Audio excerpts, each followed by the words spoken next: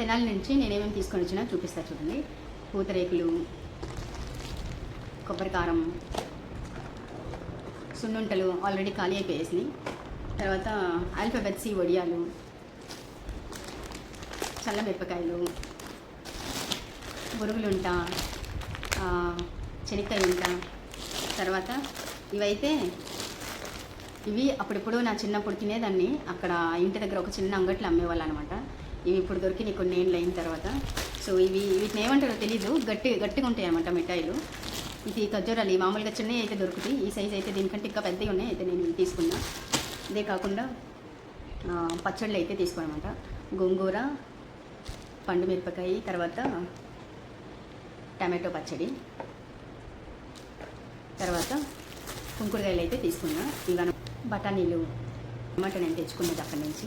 Video నచ్చితే subscribe చేసుకోండి.